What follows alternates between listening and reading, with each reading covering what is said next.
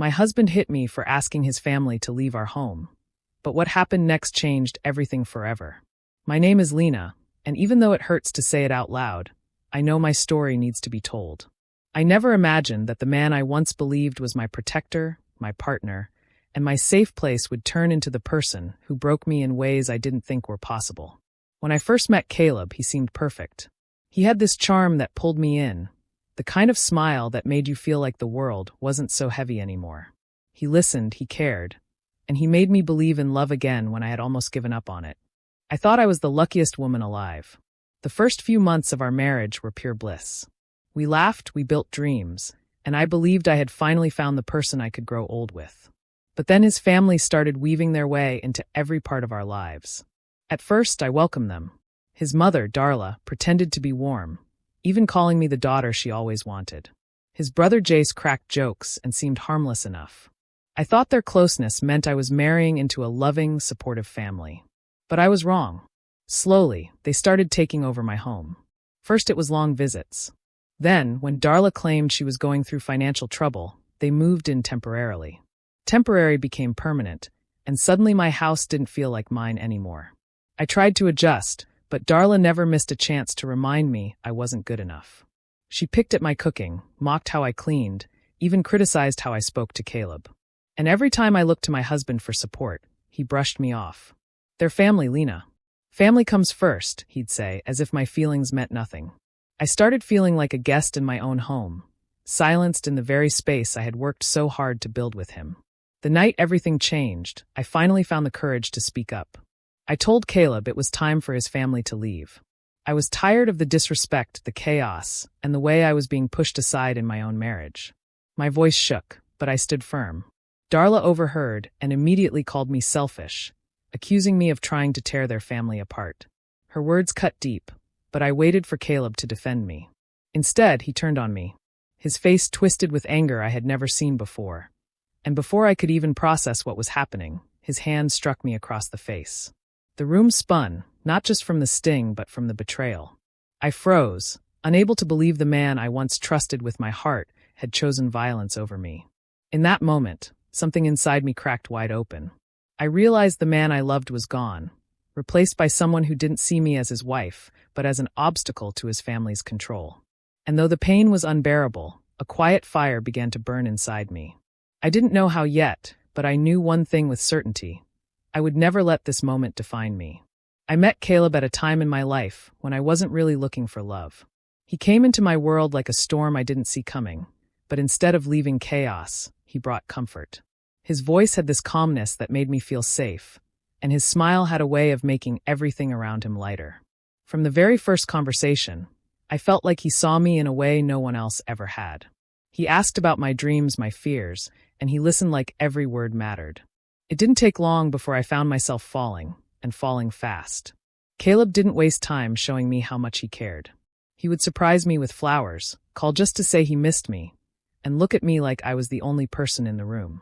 I had dated before, but it had never felt this real, this intense. Within months, he was talking about forever, and I believed every word. I said yes when he proposed because I couldn't picture a life without him. For the first time, I thought I had found the kind of love people spend their whole lives searching for.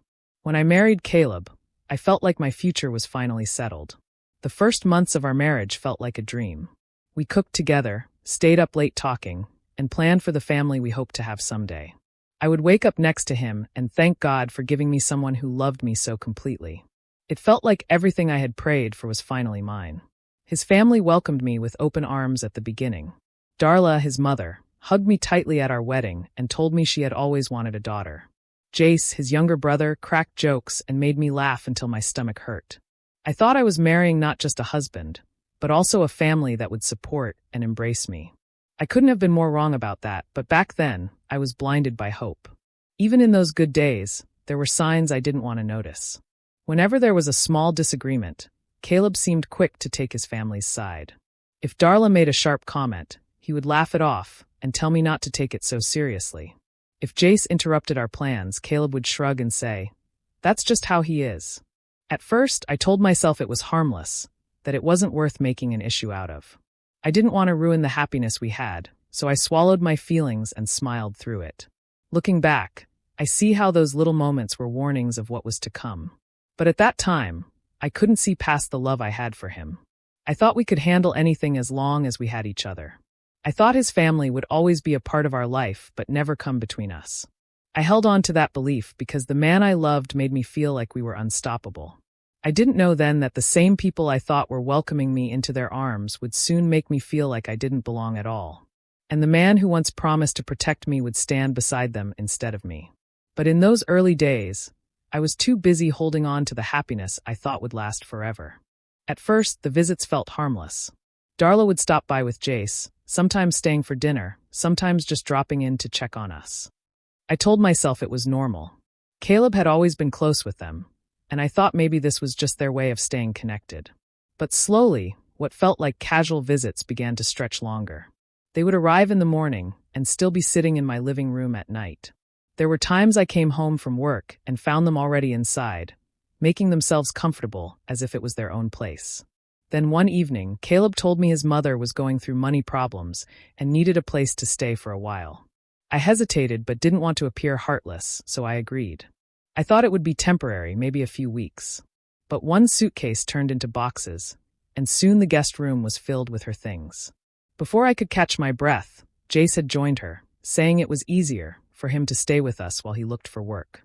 What was supposed to be a short arrangement became permanent, and the walls of my own home started closing in on me. Privacy disappeared. I couldn't walk into the kitchen without Darla standing there, watching over my shoulder. She commented on everything: how I seasoned food, how I folded laundry, even the way I spoke to Caleb. It didn't matter what I did. There was always something wrong in her eyes. If I cooked dinner, she would taste it and shake her head, saying, "That's not how Caleb likes it." If I cleaned the living room, she would run her finger along the furniture and smirk at the dust I missed. Every little thing became a reminder that I wasn't good enough. Jace was no better. He treated the house like his personal space, blasting music, leaving messes, and never lifting a finger to help. If I asked him to clean up after himself, he would laugh and tell me to relax. It was as if my voice had no weight in my own home. I tried to talk to Caleb, hoping he would see how much it was hurting me. I told him how uncomfortable I felt, how I needed our space back, how I couldn't live with the constant criticism. But instead of standing by me, he brushed it off. "They're family, Lena. Family comes first," he said, as if that ended the conversation. I felt invisible. The man who had once promised to build a life with me seemed blind to what was happening right in front of him. Nights became the hardest. I would lie awake beside him, feeling like a stranger in my own bed, wondering if he even noticed how much I was fading inside. I longed for the peace we once had, the laughter, the closeness, but all of it was slipping away. My home no longer felt safe or warm. It felt like I was living under someone else's roof, even though I had built this life with my own hands. And the silence from Caleb, the way he chose them over me every single time, broke me more than Darla's words ever could. The night it all broke began quietly, almost ordinary. I had spent the entire day carrying the weight of my frustration, holding back words that kept building inside my chest. I told myself I couldn't go on like this, not another day of feeling like a guest in my own home. When Caleb walked in from work, tired and distracted, I knew it was time to finally speak. I asked him to sit down, my hands trembling even though I tried to steady my voice. I told him as calmly as I could that his family needed to leave. I explained that I could no longer live without peace, that the constant tension was breaking me down. For once, I needed him to choose me, to protect our marriage over everything else. My words were careful but firm, and I thought maybe he would hear me. But before Caleb could even respond, Darla appeared in the doorway, her arms crossed, her eyes burning with judgment. She had overheard every word. Her voice rose sharp and cruel, calling me ungrateful for everything she had done, accusing me of trying to tear her son away from his family. She painted me as the villain, the outsider trying to destroy their bond. Each word cut deep, and I felt cornered in my own living room. Caleb's face shifted from confusion to anger. I waited for him to stand up for me, to tell his mother enough was enough, but instead he snapped. His voice shook as he shouted at me, accusing me of being selfish, of not understanding what family meant. I tried to defend myself, my tears spilling as I begged him to see what I was going through. But the more I spoke, the angrier he became, caught between me and his mother's voice echoing in the background. And then it happened. Before I could even register the movement, his hand struck my face. The sound rang louder than anything in that room. I froze, my cheek burning, my heart shattering in a single instant. The man who once held me close, who promised to love and protect me, had turned his anger on me. I couldn't breathe. I couldn't move. I stood there in shock, staring at the person I no longer recognized. Darla's expression twisted, not with concern but with triumph, as if she had finally proven her point about me. She muttered something under her breath about how I had pushed him too far. But her words barely registered. All I could hear was the pounding of my own heart and the echo of that slap that changed everything. I didn't cry out. I didn't scream. I just stood frozen, my body numb, my mind unable to understand how love had turned into this. I thought about the vows we had made, the life we had promised to build, and in that moment, I realized those promises meant nothing to him anymore. He had chosen violence. He had chosen them, and I was left standing there, broken, with the truth pressed against my skin like a wound that would never fully heal. After that night, everything inside me changed. I moved through the house like a shadow, quiet and distant, carrying the sting of what had happened on my skin and in my heart. I couldn't look at Caleb the same way. I couldn't look at myself the same way either. The shame pressed on me like a heavy blanket, and I found myself avoiding friends, avoiding anyone who might ask if I was okay. I couldn't let the truth escape my lips because saying it out loud would make it all too real. Caleb tried to play the part of a repentant husband. He brought me flowers, spoke gently, even held my hand as if the bruise he left could be erased with soft words. But I noticed what he didn't do. He didn't ask his mother or brother to leave. He didn't take a stand against the very people who had fueled that explosion. Instead, he let them stay, moving around the house as if nothing had happened, while I carried the wound of his betrayal in silence. Darla wasted no time twisting the story. She whispered that I had provoked him, that if I had been more patient, more understanding, none of it would have happened. She looked me in the eye with cold satisfaction and told me I needed to learn my place. Those words sank deep, not because I believed her, but because Caleb didn't stop her. He let her define me, let her rewrite the truth of what happened. Each day, I felt myself withdrawing further, not because I was weak, but because I needed to protect what was left of me. I stopped engaging in arguments, stopped trying to explain myself. Instead, I kept my thoughts locked inside, replaying that moment over and over until it burned so deep I couldn't sleep at night. The man I had married was gone, replaced by someone who saw me as an obstacle, someone whose loyalty had never truly belonged to me. But within that silence, something unexpected began to grow. It wasn't forgiveness, because I knew I could never give him that. It wasn't anger, though it flickered every time I saw Darla smirk at me across the room. It was something quieter, stronger, a resolve I hadn't known I was capable of. I started realizing that staying broken was exactly what they wanted. Darla wanted me to cower. Caleb wanted me to pretend nothing had happened. If I gave them that, I would lose myself completely.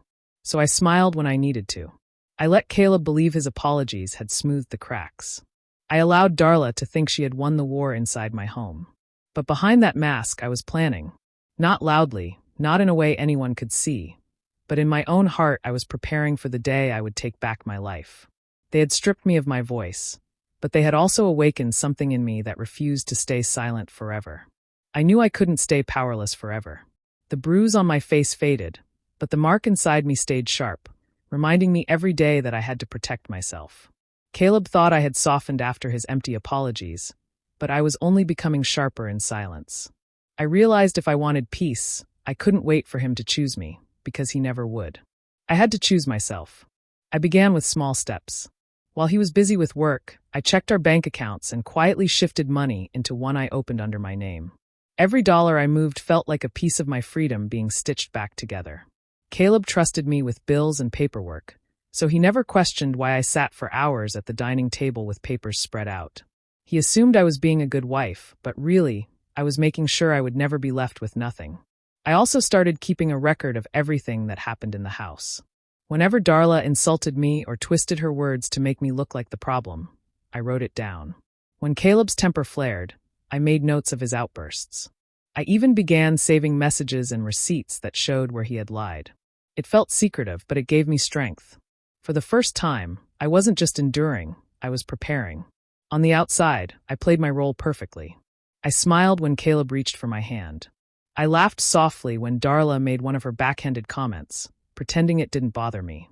To them, it looked like I had moved past the pain. They believed I had forgiven, that I had bent myself into submission. What they didn't know was that behind my calm eyes, I was piecing together the path out of this prison. Sometimes, at night, I lay awake with my heart pounding, wondering if I was strong enough to follow through. Doubt crept in. What if he found out?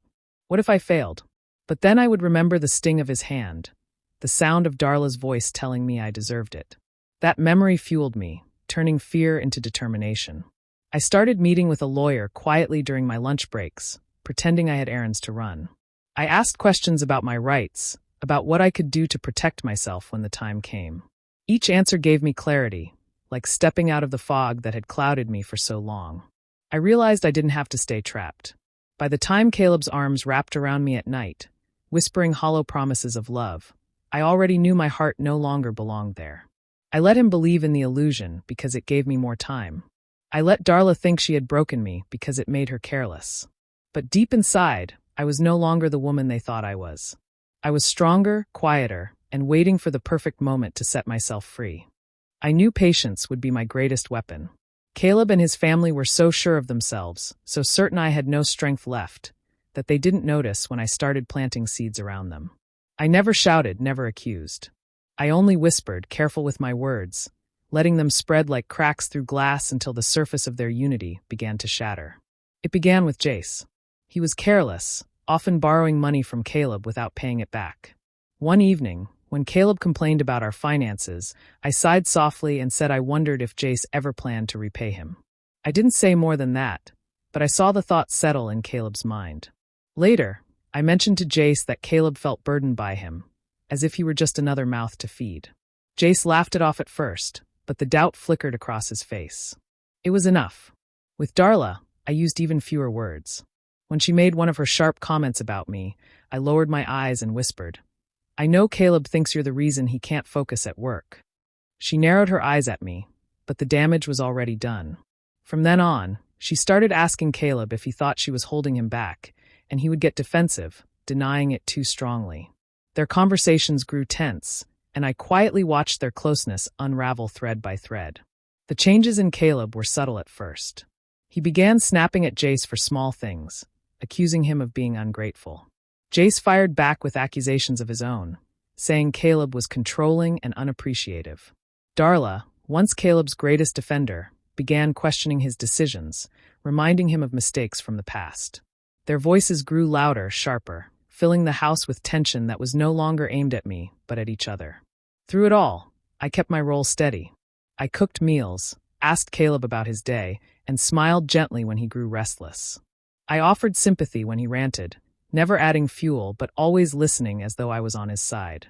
He began confiding in me, his paranoia growing, saying he felt like everyone around him was against him. I nodded, comforted him, and let him believe I was the only one still loyal. In reality, I was watching the empire he and his family had built crumble from the inside. Their trust in each other dissolved with every whisper, every sidelong glance. I didn't have to scream or fight. All I needed was patience and a few carefully placed words. For years, they had made me feel small, powerless, but now the power was quietly shifting into my hands. At night, when the house finally grew quiet, I lay in bed beside Caleb, listening to his restless breathing. He didn't know the storm wasn't coming from outside, but from within his own walls. He didn't know the calm woman lying beside him was the same one pulling the strings. And as I closed my eyes, I felt something I hadn't felt in a long time, control. The day I learned the truth about Caleb was the day any last piece of love I had for him died. For months, I had been pretending to forgive, pretending to move on, pretending to be the wife he thought I still was. But nothing could have prepared me for the depth of his betrayal. It started with a slip of conversation. Marla, a family friend who often came around during gatherings, spoke too casually one evening when she thought I wasn't listening. The way she laughed about Caleb's late-night talks, the way she looked at him with a boldness that didn't belong to someone innocent, it was enough to make my stomach turn. I didn't accuse her then. I stayed quiet, storing every detail in my heart. Later, I checked his phone when he was asleep. The messages between them confirmed everything. Words of affection, plans to meet, confessions of moments that had already happened. My hands trembled as I read, but my mind became steady. It wasn't just that he had been unfaithful. It was that he had done it while I was still bleeding from everything he and his family had already put me through. While I was struggling to hold myself together, he had found comfort in someone else's arms. That betrayal gave me the final push I needed. The plan I had been shaping in secret was no longer about survival. It was about freedom. I met with my lawyer again and finalized every detail. Quietly, carefully, I prepared the divorce papers. Caleb suspected nothing. He believed I had accepted my life beside him, that my silence meant surrender. But inside, I was already gone. I made sure the accounts were arranged so that every penny I had secured was protected under my name. What was left under his control would only lead him into debt. The day the papers were served, his family was still living under our roof, dependent on his so-called strength. He was blindsided, his face pale with shock as he realized what was happening. Darla ranted, accusing me of betrayal, but her words no longer had the power to wound me. Jace shouted, blaming Caleb for letting it come to this. Marla disappeared quickly, nowhere to be found when the storm hit. I stood there with calm I didn't know I was capable of, watching the man who once promised me the world crumble under the weight of his own lies. He begged at first, tried to soften his voice, then grew angry when he saw I wasn't bending. But I didn't need to raise mine. I didn't need to fight anymore. The papers in his hands spoke louder than any words I could say. Walking out of that house, I felt lighter than I had in years. For the first time, the future didn't terrify me. Caleb had lost his power over me, and all he had left was an empty home filled with debts and broken trust. I left him with nothing, the same way he had tried to leave me. After I walked away, the home I left behind began to fall apart piece by piece. Caleb had always acted like he was the center holding everything together, but once I took my support away, the truth showed itself. The family that claimed to be unshakable couldn't even survive without the stability I had quietly provided. Bills piled up quickly. The mortgage, the utilities, even the groceries became too heavy for Caleb to handle on his own. Darla, who once boasted about her strength and wisdom, grew restless when money ran short. Her lectures turned into bitter arguments, and the same son she had defended against me became the man she accused of ruining her life. It didn't take long before she packed her bags and left, spitting blame over her shoulder, saying Caleb had failed her. Jace's breaking point came not long after. For years, Caleb had hidden his brother's weaknesses by twisting the truth. But when Jace discovered that Caleb had been speaking behind his back, claiming Jace was lazy, irresponsible, and the reason for their troubles, the bond they once had snapped. The shouting between them could be heard through the walls, but unlike before, no one rushed to make peace. Jace walked out, slamming the door, and swore never to return. Caleb's life unraveled outside the house as well. At work, the anger he used to unleash at me began to spill over. He snapped at co-workers, argued with his manager, and finally, in one uncontrolled outburst, lost his job. Without income, without support, he was left scrambling, watching everything slip through his hands faster than he could catch it. The so-called family unity that had once made me feel like an outsider was gone. They weren't sitting together, laughing at my expense anymore. They weren't whispering about me in corners. Instead, they were turning on each other, blaming, shouting, and abandoning one another when things grew too hard. The house that once felt suffocatingly full now echoed with emptiness. Caleb, who once stood so proud, was now a man alone. His mother gone, his brother gone, his lover gone. The people he had chosen over me no longer stood by his side. And the silence left behind was his own doing. I didn't celebrate their downfall, but I couldn't ignore the justice in it. For years, I had been told I wasn't enough, that I was the problem, that I should be grateful for what little place I had in that house.